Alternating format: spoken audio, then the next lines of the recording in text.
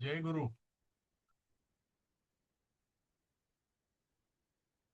येतोय का जय आवाज? गुरु. जय गुरु. हो हो. सध्या आज संख्या कमी दिसते. आपण सुरुवात करू, बघू थोड्या वेळात येईल कोणतरी. पेपर आपण तयारी केल्यापैकीच आला होता पण ना.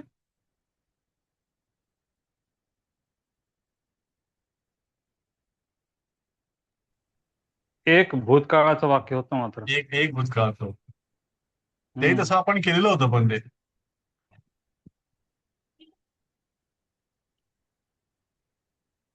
हो का? हम्म. म्हणून तुम्ही नव्हता त्या दिवशी. हा, शक्य आहे. हम्म. हिरा कसा गेला पेपर? छान गेला सर. छान गेला ना. हो. बरं वाटतंय का संस्कृत भाषा? हो सर. इंटरेस्ट येतोय ना? हो. सध्या तर काय सुट्टी असतील तुम्हाला आता? का क्लासेस चालू आहेत? हो हो नाही, सुट्ट्या सुरू आहे, म्हणजे स्कूलला सुट्ट्या आहे. हो ना, हो ना. मग इतर वाचन काय करता सध्या? म्हणजे आपल्या क्लास बद्दल की असं वेगळं? नाही, एकंदरीत दुसरं. क्लासचं रेकॉर्डिंग वगैरे बघते आणि बाकी मला हिस्टॉरिक बुक्स आवडायला म्हणजे वाचायला जास्त आवडतात, तर मग मी अच्छा. बुक्स वाचते. एक संस्कृत म्हणला मी चांदोबा पाठवतो, चांदोबा तुला आणि वेदश्रीला. चांदोबा नाव ऐकलंय का? नाही. नाही का? चांदोबा नावाचं एक असं मंथली मॅगझिन निघायचं. चेन्नईहून अच्छा. निघायचं ते. हिंदीमध्ये चंदा मामा म्हणून निघायचं. मग ते अनेक भाषांमध्ये झालं, नंतर मग ते संस्कृतमध्ये पण निघायला लागलं. तर मी त्याचं सर मग आम्हाला पण पाठवा ना. बरं बरं बरं, चालेल. त्याचं मग संस्कृत वर्षन आणि इंग्रजी हिंदी पण वर्षन आहे. मला वाटतं मराठी अच्छा. पण असेल माझ्याकडे. एखाद दुसरं पाठवतो नमुना म्हणून. कसं वाटतंय बघू आपण सगळ्या. हो. ओके. चला, आता बऱ्यापैकी संख्या झाली आहे. आपण सुरुवात करूया. आपण आता नवीन वर्षाचं नवीन अभ्यास सुरू करतोय. नवीन वर्ष म्हणजे आपलं वर्ष अभ्यासाचं. एक परीक्षा झाली की एक वर्ष संपलं असं आपण गृहीत धरतो. तर मागच्या वर्षी आपण पुल्लिंगी अकारांत रामः, देवः याच्या विभक्ती बघितल्या. तसंच स्त्रीलिंगीमध्ये माला बघितला, आपण मालाच्या विभक्ती बघितल्या. आणि नपुंसक लिंगीमध्ये फलम, आणि ते वनम सारखंच असतं फलम, ते बघितलं. हे एक प्रातिनिधिक रूपामध्ये देवः किंवा माला किंवा फलम किंवा वनम असतं. म्हणजे यासारखे शब्द जेव्हा येतात संस्कृतमध्ये, तेव्हा त्यामध्ये तशा प्रकारे विभक्ती वापरायच्या, असा एक संकेत असतो. यावर्षी म्हणजे ह्या अभ्यासामध्ये, या प्रवेशच्या अभ्यासामध्ये आपण आणखी काही विभक्ती बघणार आहोत. त्या विभक्तीच्या रचनेसंबंधी आपण अभ्यास करू. आणि मग त्याची वाक्य बघू, जसं आपण मागच्या वेळा बघितलं. त्या वाक्याविषयी आपण ओळख करून घेऊ. आणि मग हळूहळू ती संस्कृत भाषा आपली आणखी जवळ यायला लागेल. तर पहिला शब्द जो आहे, इकारांत पुल्लिंगी कवी शब्द आहे आपल्याला हा. तर यावर्षी आपल्याला दोन पुस्तकं आहेत. मागच्या वेळी आपलं एकच पुस्तक होतं. तर आज सकाळी ग्रुपवरती परांजपेंनी US मध्ये जे क्लास घेतात, त्यांनी ती मला वाटतं 2 किंवा 3 पुस्तकं टाकली ती. 2 हिंदी मधली आणि एक मराठी मधला. तर भाग 3 जे आहे, आता आपण जो शिकलो तो भाग 1 म्हणतात त्याला. आता सध्या आपण जो शिकतोय तो भाग 2 म्हणतात. आणि अजून एक पुस्तक आहे ते भाग 3 आहे. तर भाग 2 मध्ये जसं आपण मागच्या वेळी शिकलो तसाच अभ्यास आहे. त्यामध्ये वाक्य असतील, त्याचं भाषांतर असेल, त्याचं व्याकरण असेल. आणि पुढे भाग 3 म्हणून आपण जर शिकू, हे झाल्यानंतर साधारण महिनाभरात हे संपेल. आणि पुढे आपण महिनाभरात ते संपवू. तर त्यामध्ये मग काही गोष्टी असतील, त्या गोष्टीवर आधारित व्याकरण असेल, काही अशीच भाषांतर असतील. आणि दोन्हीमध्ये सुद्धा सुभाषिते आणि लोकोक्ती असतील. तर अशा प्रकारे हा अभ्यास असेल यावेळेला. आणि आपल्याला परीक्षेला पण 2 पेपर असतील, एक शनिवारी असेल, एक रविवारी असेल. सप्टेंबरमध्ये परीक्षा होईल, अजून 3 महिने आहेत. त्यामुळे साधारणतः 2-2.5 महिने आपण अभ्यास, 2 महिन्यात संपवू अभ्यास हा. आणि पुढच्या 1 महिन्यामध्ये पूर्ण रिव्हिजन घेऊ. आपल्याला ह्या वेळेला परीक्षेला फक्त ह्या प्रवेशमध्ये आपण जे शिकू त्याच्यावर आधारितच प्रश्न येतील, हे परीक्षा या दृष्टीने. पण आपण केवळ परीक्षा हा उद्देश न ठेवता यामध्ये आपल्याला जे काय शब्द, व्याकरण, वाक्य मिळतील ते आत्मसात करून आपण हळूहळू संस्कृत कसं लिहू शकतो स्वतंत्रपणे आणि कसं बोलू शकतो याचा प्रयत्न करू. तर ठीक आहे, सध्या हा जो सुरुवात आहे आपली ही इकारांत पुल्लिंगी कवी शब्दापासून आहे. हा कवी हे सुद्धा एक प्रातिनिधिक शब्द आहे तो, म्हणजे ज्याचा कुणाचा ऱ्हस्व वेलांटी असेल. कवीमध्ये इथे ऱ्हस्व वेलांटी आहे. मराठीमध्ये आपण लिहिताना कवी हा दीर्घ वेलांटी लिहितो, पण संस्कृतमध्ये ऱ्हस्व आहे. आणि दीर्घसाठी संस्कृतमध्ये नदीचा विभक्ती वापरतात. नदी जो शब्द आहे, नदी दीर्घ आहे आणि नदीच्या ज्या विभक्ती असतील त्या या कवीपेक्षा वेगळ्या असतात आणि ते पण स्त्रीलिंगीच आहे. आता हे पुल्लिंगी आहे कवी आणि ते स्त्रीलिंगी नदी त्याच्या विभक्ती वेगळ्या असतात, त्या दीर्घ असलेल्या दीर्घ वेलांटी आणि स्त्रीलिंगी आहे. तर आपण कवीचं काय काय आहे बघूया आपण इथे. इथे हिंदीमध्ये अर्थ दिलेत त्याचे. पहिलं आहे एकवचन, द्विवचन, बहुवचन आणि विभक्ती उजवीकडे दिल्यात त्यांनी. मी वाचतो, माझ्याबरोबर तुम्ही पण मनामध्ये वाचा. कवी ही, कवी, कवयः ही प्रथम विभक्ती. कवी ही म्हणजे एक कवी, कवी म्हणजे 2 कवी आणि कवयः म्हणजे अनेक कवी. आता द्विवचनामध्ये जसं आपण ह्याच्या आधी बघितलं होतं, प्रथमा आणि द्वितीया एकच असतं, तृतीया, चतुर्थी, पंचमी हे एक असतं आणि षष्ठी, सप्तमी हे एक असतं आणि संबोधन हे प्रथमेसारखंच असतं. त्यामुळे द्विवचन हे लक्षात ठेवायला फार सोपं आहे. जर द्विवचनाची प्रथमा कवी असेल तर द्वितीया पण कवी असते. म्हणजे कवीला या अर्थाने 2 कवींना म्हणजे पण कवी, आणि जर त्याला प्रथमा म्हणून त्याला घेतलं तर ते कवीच. कविभ्याम तृतीया म्हणजे कवीने, 2 कवींनी. कविभ्याम चतुर्थी 2 कवींकरता. पंचमी कविभ्याम 2 कवींपासून. कव्योः षष्ठी 2 कवींचे. कव्योः सप्तमी 2 कवींमध्ये. हे कवी म्हणजे हे 2 कवींनो, असं याचं द्विवचनचं आहे. त्यामुळे द्विवचन हा सोपा भाग आहे, हा आपण एवढा वाचला. त्यानंतर फक्त आपण एकवचन आणि बहुवचन वाचू. तर एकवचन कवीही, बहुवचन कवयः. एका कवी करता कवीही, बहुवचनाकरता कवयः. या दोन्हीही मध्ये विसर्ग आहे. पहिला आहे कवीही, दुसरं आहे कवयः. नंतर कवीम आणि कवीन. कवीम म्हणजे कवीला, कवीन म्हणजे सर्व कवींना. यामध्ये फरक काय आहे? एकवचनामध्ये ऱ्हस्व वी आहे आणि म आहे, हलंत म. कवीम केव्हा केव्हा अनुस्वार.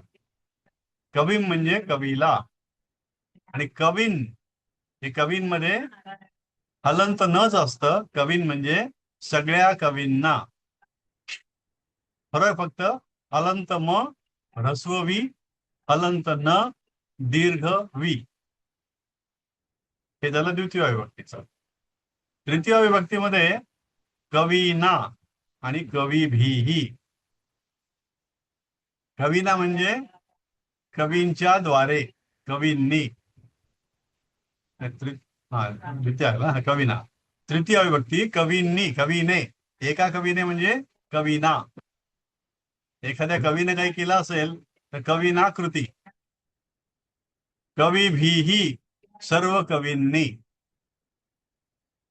हा फरक आहे आता कवीना आणि कवीभिही. त्यामध्ये सगळीकडे आता ह्रस्व वी आहे, फक्त षष्टीमध्ये वेगळं असेल. कवीना कवीभिही. चतुर्थी कवये, कवींकरिता, एका कवी करता. कवये एका कवी करता. कवीभ्याः सर्व कवींकरिता. कवे हे एका कवीपासून. पंचमी कवे हे. कवीभ्याः सर्व कवींपासून. चतुर्थी आणि पंचमी एकच आहे, कवीभ्याः बहुवचनामध्ये. आणि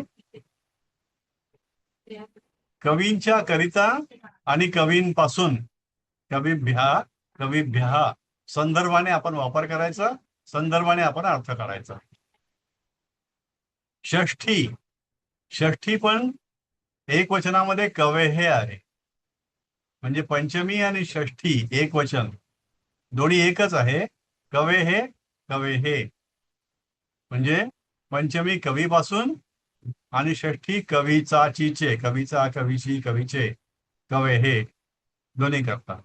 आणि बहुवचन कवीनाम. कवीनाम हे केव्हा केव्हा हलंतम असतं, केव्हा केव्हा अनुस्वार असतो. कवीनाम म्हणजे कवींचे. जर इथं नुसतं कवीना असेल तर कवीना म्हणजे तृतीय एक वचन, हे इथे पाहिलं आपण. आणि कवीनाम षष्ठी बहुवचन, हे थोडस गोंधळ होऊ शकतो. सप्तमी कवौ. कवौ म्हणजे एका कवीमध्ये.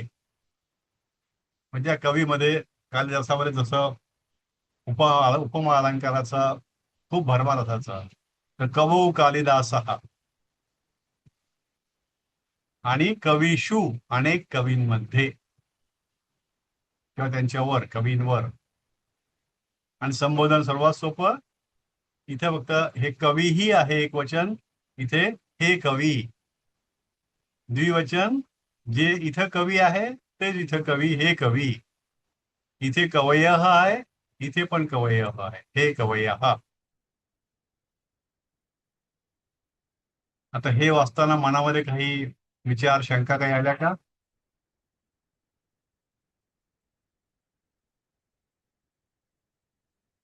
ठीक आहे, हरकत नाही. तुम्हाला हे विभक्ती जेव्हा लिहिला ह्या पेपरमध्ये, त्यावेळेला तो अनुभव कसा वाटला? आठवायला खूप अवघड गेला का? आठवतच नाही. हो सर, आठवतच नव्हतं. आठवतच हा, नव्हतं. आठवत नाही. आपला सराव थोडा कमी पडला का मग त्यामध्ये? दररोज घ्यायला पाहिजे. हो वाटतं. नाही पण म्हणजे देव आणि हे जसं सोपं आहे ना लक्षात ठेवायला, तसं ते थोडं विसरायला होत होतं. हा तेच त्यातच रेग्युलर जास्त वेळ लागला. रोजच्या वापरात नसतं ना, त्यामुळे असं होतं. हा. आपण काय करतो, एक तरी टेबल रोज लिहून काढत जाऊ. आता जसं कवी घेतलं ना आपण, तर कवी सारखे आणखी जे शब्द आहेत त्याचा रोज एक टेबल लिहायचा, म्हणजे आपल्या शब्दांची ते ओळख कायम राहील. जसं आता हे शब्द आहेत. अन्य हा शब्द हा तृतीय विभक्तीचं काय, माझी तर जरा नीट आलेलं नाही आहे. कोणता? तृतीय विभक्तीचं. द्वितीय तृतीय. का? कुठल्या याचं? तृतीय. तृतीय. कवीचं ना? कवी. कवीना. हा. कवीना म्हणजे कवी. कवीने. कवीना काव्यम रचितम, म्हणजे कवीने काव्य लिहिले असं. कारण हे कवीने म्हटल्यानंतर काय नॉर्मली भूतकाळात जात होते. कवीने अमुक केले, अमुक कवीने कविता लिहिली. आणि कवीभिही म्हणजे सर्व कवींनी. कविभ्याम तृतीया म्हणजे दोन कवींनी, दोन कवींनी. चतुर्थी कविभ्याम म्हणजे दोन कवींसाठी. आणि पंचमी कविभ्याम म्हणजे दोन कवींपासून. आता हे कवी सारखे शब्द जे आहे तसे हरिही. हरिहीचं हरी म्हणजे आपण त्याला हरी किंवा विष्णू म्हणतो ते पण असतं. आणि हरिही म्हणजे वानर पण असतं. हरी म्हणजे सिंह पण असतं. कपिही वानर, रविही सूर्य, हरिही शत्रू, ऋषीही ऋषी, नृपती ही भूपती किंवा राजा, सारथी ही सारथी, अतिथी ही अतिथी, यती ही संन्यासी, कली ही कलियुग. आता हे शब्द आपल्या ओळखीचे आहेत. हरी, कपी, रवी, अरी. हे अरी एक वेळ नवीन असेल. अरी ही म्हणजे शत्रू, आणि हे सगळे पुल्लिंगी आहेत. नृपती आपण वाचलेलं असतं, राजा. सारथी आपल्याला माहिती असतं, पण मराठीमधलं सारथी हे दुसरी वेलांटी म्हणजे दीर्घ वेलांटी असते. अतिथी सुद्धा मराठीमध्ये दुसरी वेलांटी असते. यती किंवा बहुतेक वेळा दुसरीच असते. कली ही पण दुसरी वेलांटी असते आपल्या, म्हणजे दीर्घ वेलांटी असते.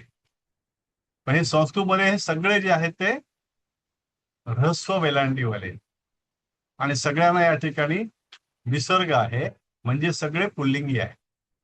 आणि सगळ्यांचं जे अंत आहे शब्दाचा ई पासून आहे. हर ई, कप ई, रव ई, हरी हर ई, ऋष ई, नृपत ई, सारथी, सारथ ई. हे म्हणून त्याला म्हणतात की इकारांत पुल्लिंग.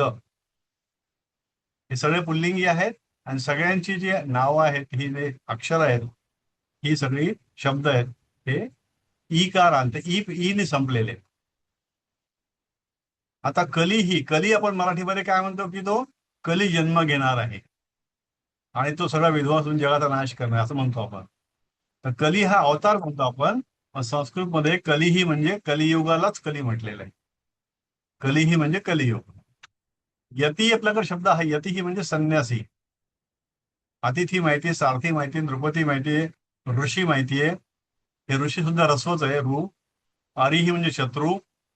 रवी माहितीये, कपी माहिती, हरी माहिती. कपी बहुतेक सगळं माहिती नावाधार म्हणूया. तर आपण काय करू, उद्या करता हरी ही या शब्दाचे विभक्ती याप्रमाणे तुम्ही लिहायच्या. आता हा जो टेबल आहे, हा टेबल मी तुम्हाला ग्रुपवर टाकतो, म्हणजे हे पाहून तुम्हाला तुमच्या वहीमध्ये कागदावर लिहिता येईल. ग्रुपवर टाकायची गरज नाही. आपण हे हरीची विभक्ती काय आहे हे उद्या मी वाचीन परत, आणि मग त्यावेळेला तुम्ही तुमच्या याच्यावरती करेक्शन करायचे किंवा योग्य असं सांगायचं बरोबर लिहिलं म्हणून. तर उद्याच्या करता होमवर्क आपण घेऊ. हरी ही या इकारांत पुल्लिंगी शब्दाच्या विभक्ती लिहायच्या. असे आपण रोज एकाच्या लिहायच्या. हे 10 दिवसामध्ये आपलं हा टेबल पूर्ण आपल्याला आत्मसात होऊन जाईल. आता हे 15 क्रियापदं दिली इथे. जसं मागच्या वेळी आपण बघितलं तसंच या ठिकाणी आहे. धातू आहे, आणि कंसामध्ये त्यांनी काय क्रियापद आहे ते दिलंय, त्याचा अर्थ पुढे दिलाय. जप, जपती, जप करणे, जप करतो. चर, चरती, चालतो. रक्ष, रक्षती, रक्षण करतो. हस, हसती, हसतो. वम, वमती, वमन करतो. नम, नमती, नमस्कार करतो.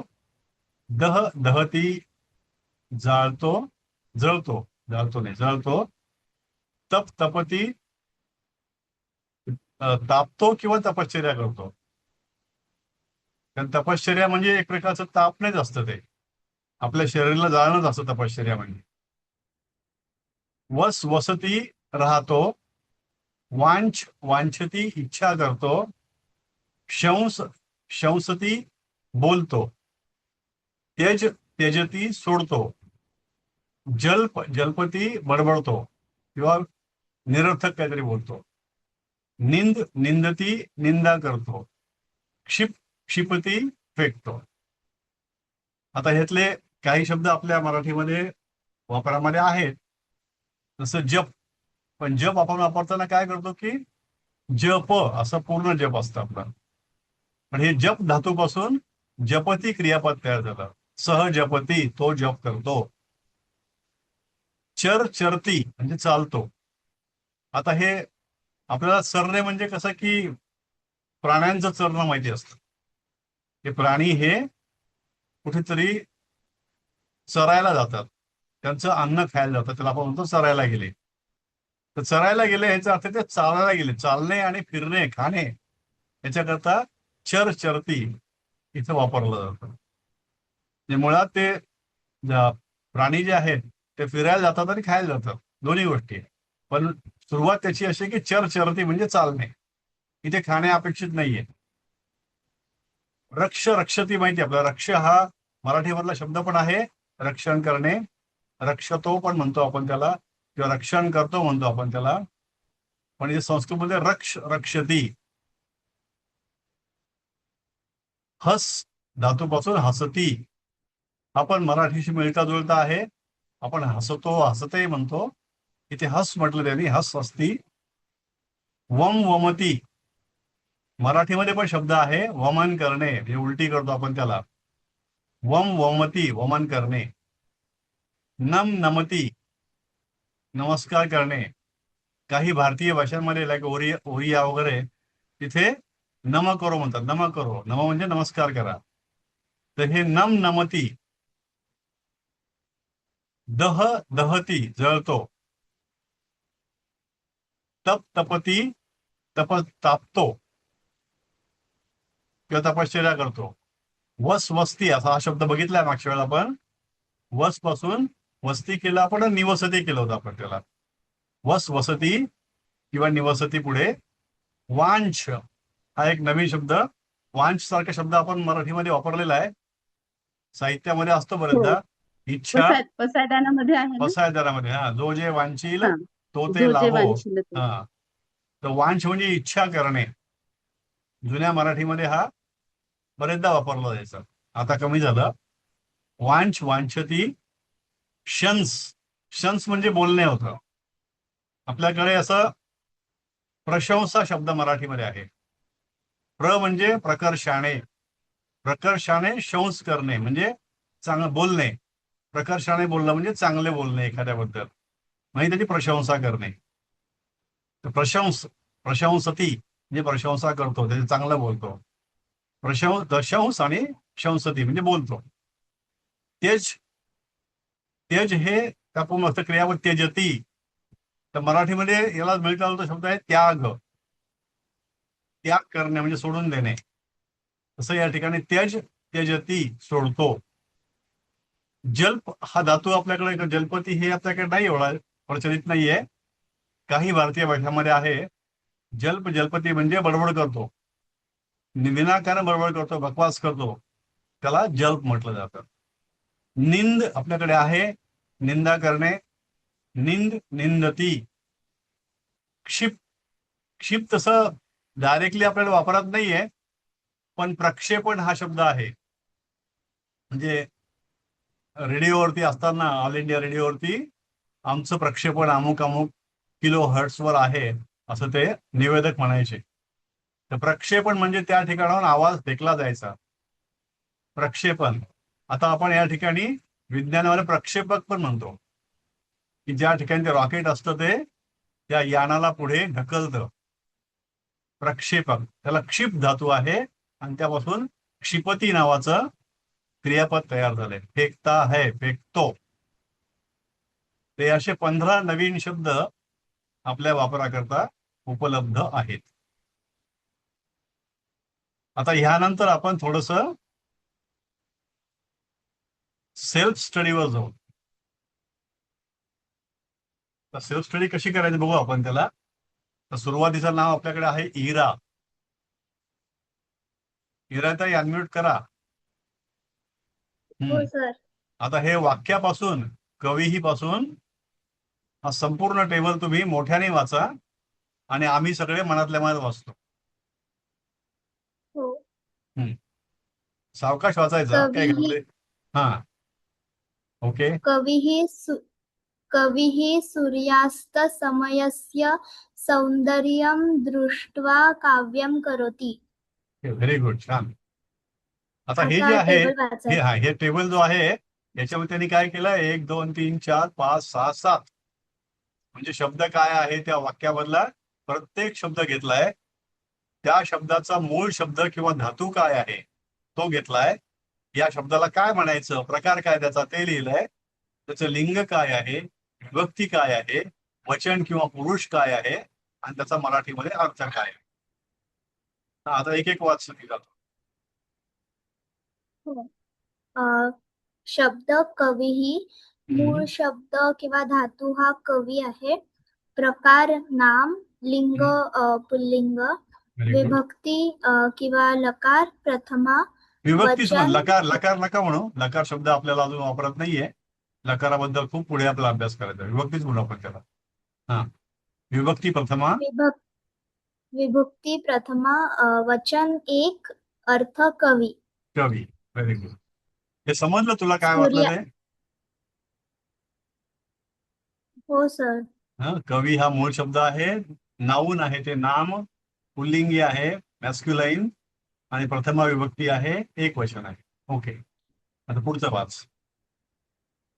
सॉरी शब्द सूर्यास्त समय समस्य समयस्य. मूळ सम सम सूर्यास्त समयस्य समयस्य.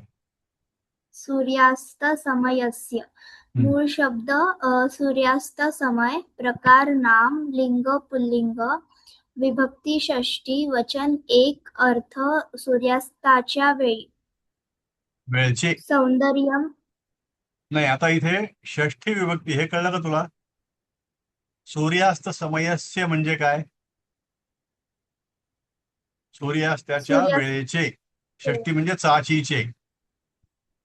हो त्याला इंग्रजीमध्ये आपण अपॉस्ट्रोफियस यस म्हणतो ना तो, तसं ते हो षष्ठी विभक्ती. हा, सौंदर्यम. हा, शब्द सौंदर्यम मूळ शब्द सौंदर्य प्रकार नाम लिंग नपुसकलिंग विभक्ती द्वितीय वचन एक आणि अर्थ सौंदर्याला हम्म, शब्द दृष्ट्वा हम्म. मूळ शब्द दृश प्रकार अव्यय लिंग लिंग नाही दिलेला आहे विभक्ती त्वात नाही ते नको द्या. त्वात मध्ये नको द्यायला, आपण सोडून देतो ते. हा, वचन पण नाही दिलंय वचन आणि अर्थ applicable. पाहून पाहून. हा, दृष्टवा. दृष्टवा हा शब्द गेलाय मागे आपल्याला. पाहून. हा, शब्द काव्यम मूळ शब्द काव्य प्रकार नाम लिंग लिंग नपुसकलिंग विभक्ती द्वितीया वचन एक अर्थ काव्य हम्म. शब्द करोती मूळ शब्द क्रू प्रकार क्रियापद लिंग ऍप्लिकेबल विभक्ती नाही नको बोले, लट सोडून द्या. वचन प्रथम एक अर्थ करतो. प्रथम पुरुष येते. प्रथम पुरुष एक वचन करतो. आता इथे काही गोष्टी ज्या नवीन आल्या त्या बघू आपण. लकार. लकार जो आहे ना, तो 10 प्रकारचे लकार त्याच्यामध्ये असतात. ते वर्तमान काळावर सुरू होतात. तर आपण फक्त एवढं लक्षात ठेवून द्या की वर्तमान काळाला लट लकार म्हणतात. बाकी काही लक्षात ठेवायची गरज नाही. आता इथे दिलंय त्याने म्हणून करोती. करोतीला काय म्हणलं त्यांनी? लकार मध्ये लट लकार. तर लट लकारचा अर्थ होतो वर्तमान काळ. ओके, बाकी ह्या गोष्टी काय वाक्यात बघायची गरज नाही. करोती हे क्रू पासून आलेले माहिती आपल्याला. हा, आता खाली भाषांतर. कवी सूर्यास्त समयस्य सौंदर्यम दृष्ट्वा काव्यम करोति म्हणजे कवी सूर्यास्ताच्या वेळेचे सौंदर्य पाहून काव्य करतो. Very good. हा, सुंदर, चांगलं वाचलं. तर हे अशा प्रकारे आपण प्रत्येक वाक्याचं विश्लेषण म्हणजे अनालिसिस करावं. म्हणजे आपल्याला या ठिकाणी संस्कृत मधल्या प्रत्येक शब्दाचं काय स्टेटस आहे, त्याचं लिंग वचन विभक्ती पुरुष आणि ते काय आहे. आता इथे जे धातू आहे तो धातू क्रियापदाला लागू पडतो आणि बाकी गोष्टींना मूळ शब्द असतो. विभक्ती ही सगळ्यांना असते.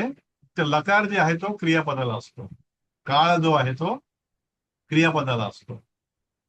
वचन पुरुष जिथं अप्लिकेबल असेल तिथे असतो आणि अर्थ जो आहे तो त्याप्रमाणे आपण घेतो. तर हे असं प्रत्येक वाक्याचं आपण विश्लेषण करून अभ्यास करू. हे कुणाला समजलं नाही असं आहे कुणी? याच्यामध्ये काही अवघड गेलं, ओळखीचं नाही वाटलं असं आहे काही? कोणतं ते त्वात सोडून द्या. आपण दृष्टवा जे ना ते प्रत्यय वगैरे त्वात ते नको द्यायला आपण त्यात. ते खूप पुढे आपल्याला ते लिहायला पण नको होतं ठिकाणी. तर दृष्टवा म्हणजे पाहून, त्याचा धातू दृश्य आहे. दृष्टवा म्हणजे पाहून, एवढं लक्षात ठेवू आपण. तो आत्ता आपण केव्हा तरी नंतर बघूया. त्याचे जे प्रत्यय वगैरे येतील ना ते त्यानंतर पुढे.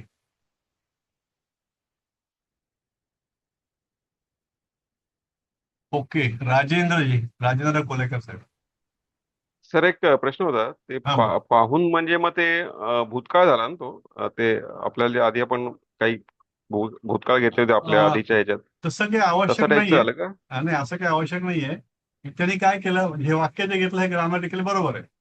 कारण त्यांनी एक अव्यय लिहिले पण अव्यय नाही राहणार ना मग हे क्रियापद पाहिजे ना अव्यय म्हणजे का बरं पाहून. नाही, अव्यय का बरं नाही होणार हे क्रियापदाचं रूप का बरं नाही इथे. कारण हे दृष्टवा हे कुठेही वापरलं पाहून तरी ह्याला हे अप्लिकेबल नाही, विभक्ती बदलत नाही. म्हणजे कुठल्याही नामाप्रमाणे किंवा सर्वनामाप्रमाणे दृष्टवाचं स्वरूप हम्म. बदलत नाही. म्हणजे फॉर दॅट अच्छा. मॅटर कुठल्याही अशा अं, शब्दाचं रूप बदलत नाही. म्हणून त्याला अव्यय म्हणजे काय की ज्याचं स्वरूप बदलत नाही ते अव्यय. आपण हे दृष्टवासारखे अच्छा. आणखी शब्द जे आहेत ते उद्या काढून बघूत आणि प्रत्येकाचा अभ्यास करू की ते अव्यय कसं बनतं ते. अच्छा. ओके. ओके, कोलेकर साहेब. दुसरं वाक्य आहे, हा अहमपि काव्यम कर्तुमिच्छामि. हा पहिला शब्द आहे अहम, हम्म मूळ शब्द अस्मद, हम्म प्रकार सर्वनाम, हम्म विभक्ती प्रथमा, हम्म वचन एक वचन आणि अर्थ मी.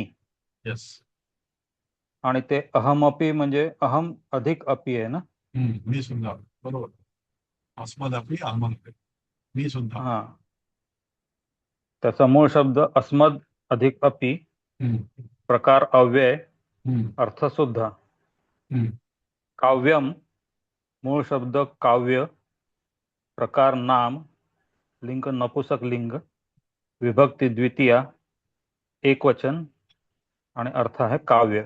हम्म कर्तुम, हम्म मूळ शब्द कृ, हम्म प्रकार अव्यय, विभक्ती तुमुन हम्म आणि अर्थ आहे करण्यासाठी. हम्म इच्छामी, मूळ शब्द आहे इश, हम्म प्रकार क्रियापद, वचन एक वचन उत्तम पुरुष हम्म आणि अर्थ आहे इच्छा करतो हम्म किंवा इच्छितो. हम्म अहमपि काव्यम कर्तुमिच्छामि म्हणजे मी सुद्धा काव्य करण्याची इच्छा करू इच्छितो. व्हेरी गुड, छान. आता इथे आपण अस्मद टेबल बघितलेला सुरुवातीला मागच्या परीक्षेमध्ये. अस्मद आणि युष्मतचे टेबल बघितले. त्यामध्ये पहिली प्रथम विभक्ती की अहम जी होती ते अहम. आता याच्यामध्ये आणखीन आपल्याला करता आलं पाहिजे की हे जे शब्द आहेत त्याची फोड करता आली पाहिजे. अहमपि. आता अहमपि मध्ये काय होतं, आपल्याला हे माहितीये की अहम जे आहे ते हलंत म आहे. मग इथे हलंत म तर नाहीये, इथे तर म पूर्ण आहे. हे म पूर्ण केव्हा होतं, या हलंत म मध्ये जेव्हा अ मिळवलं जातं. म्हणजे अहम आणि अपि, म्हणजे इथं हे अहम आणि हे अपि. इथे हलंत म आणि इथले अ हे जेव्हा एकत्र होतं, याची जेव्हा संधी होते तेव्हा ते म होतं, म्हणजे म पूर्ण होतं. म्हणजे आपण बघितलं पाहिजे की कुठल्याही वाक्यामध्ये जेव्हा पूर्ण असं असतं शब्दामध्ये तेव्हा त्या शब्दाची कुठेतरी फोड होऊ शकते. आणि आपल्याला हे सरावानेच कळतं. कारण जेव्हा माणूस बोलतो त्यावेळेला तो सहज बोलून जातो अहमपि अहमपि. म्हणजे ते अहम आणि अपि हे बोलताना एकमेकात इतके मिसळून जातात की ते अहमपि होऊन जातं, ते म पूर्ण होऊन जातं. याचा उच्चार करतानाही आपण तो म पूर्ण करायचा, अहमपि. मग ते तो हलंत म मोडलेला आहे असं वाटलं नाही पाहिजे. मग आपल्याला अहम अधिक अपि असं करता आलं पाहिजे. काव्यम हा एकच शब्द आहे. इथे कर्तुम इच्छामी, मी छामी. इथे आपल्याला कळतं की कर्तुमी म्हणजे कर्तुम काहीतरी आहे आणि इच्छामी असेल हे. मग असं जेव्हा असेल त्यावेळेला कर्तुम हिचा हलंत म करतो आपण आणि इच्छामी हे वेगळं करतो. म्हणजे हे दोन शब्द एकत्र येऊन कर्तुम इच्छामी नावाचा नवीन शब्द तयार होतो. संधी झाली याची, कर्तुम आणि इच्छामी. संधीमध्ये काय होतं की शब्द एकत्र येतात पण अर्थ बदलत नाही. अहम अपी म्हणजे हेच राहिलं, अहम अहम राहिलं, अपी अपी राहिलं, फक्त ते एकत्र आलं बोलताना. कर्तुम इच्छामी, कर्तुम आणि इच्छामी, कर्तुम अर्ध म आणि इच्छामी पूर्ण असं एकत्र आलं, ते पूर्ण मी झालं. म्हणून मीची फोड केली आपण, हलंत म आणि ऱ्हस्व ई, अ आणि ई एकत्र आला तर ई झालं. तर हे हे झालं. आता इथे बघा, हे कर्तुम कशापासून तयार झालं? क्रूपासून तयार झालं. आता इथे आपण काय बघितलं होतं? दृष्टवा, हे दृश धातूपासून तयार झालं, म्हणजे एक प्रकारचं क्रियापदापासून तयार झालं. ते दृश म्हणजे पाहणे, आणि क्रियापदापासूनचं रूपांतर कशामध्ये झालं? एक प्रकारच्या नामामध्ये झालं, की जे नाम जे आहे ते अव्यय आहे. इथे पण तसंच आहे. कर्तुम हे क्रूपासून तयार झालं आणि ते सुद्धा एक प्रकारच्या नामामध्ये रूपांतर झालं, की करण्यासाठी. मध्ये क्रियापद म्हणजे क्रियापद नसेल तर क्रियाविशेषण असेल किंवा विशेषण असेल किंवा अव्यय असेल, पण त्या ठिकाणी ते या विभक्तीच्या कुठल्याही टेबलमध्ये नसतं ते, आणि ते स्वतंत्र अस्तित्व कायम टिकवून ठेवतात. म्हणून हे क्रूपासून झालेलं कर्तुम हे पण अव्यय आहे, आणि दृष्टपासून झालेलं दृष्टवा हे पण अव्यय आहे. असे अनेक शब्द आहेत की जे क्रियापदापासून झालेत, त्याचं रूपांतर एक विशिष्ट अर्थ घेऊन एक नामामध्ये, क्रियाविशेषणामध्ये, विशेषणामध्ये झालेले आहेत. तर आपण अशा प्रकारचे काही विशेषणं बघितलेत, तसेच हे शब्द आहेत. तर तिसरं आपण प्रयत्न करू, बहुतेक होईल 3 मिनिटांमध्ये. शुभदा कुलकर्णी.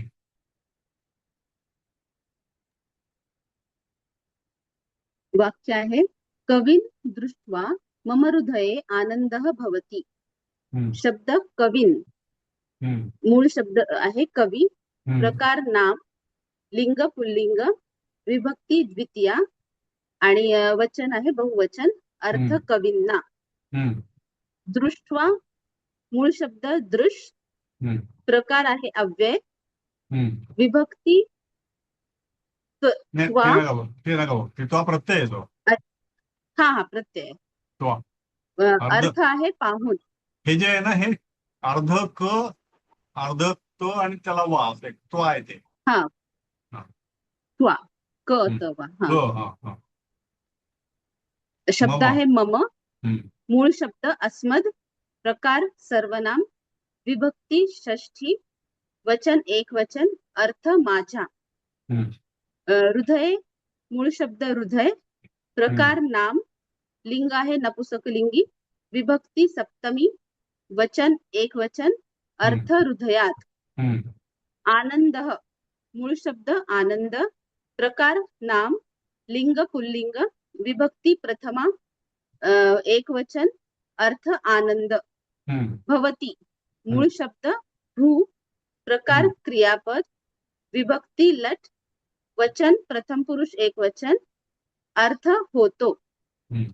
कवीन दृष्ट्वा मम हृदये आनंदः भवति. कवींना पाहून माझ्या हृदयात आनंद होतो. होय. आता इथे पण असंच आहे. दृष्टवा म्हणजे पाहून, आपण जे बघितलं पहिल्या याच्यामध्ये तेच इथे आलं. कवीन हे तृतीय आहे. कवीन म्हणजे कवींना, बहुवचन येते. द्वितीय विभक्ती बहुवचन पुल्लिंगी कवीन. कवी धातूचं, कवी शब्दाचं धातू नाही, कवी शब्दाचं ते तृतीय विभक्ती आहे. कवींना पाहून मम माझ्या, हृदये सप्तमी हृदयात, आनंद आनंद भवती होतो. एकदम सोपं वाक्य आहे. फक्त याचं असं जर आपण विश्लेषण केलं तर हे काय म्हणतात त्याला, तर्कदृष्ट्या योग्य होतं की आपण जे करतो आहोत ते योग्य आहे. तर हे अशा प्रकारे हे करायचं. आता उद्या तुम्ही काय कराल, इथे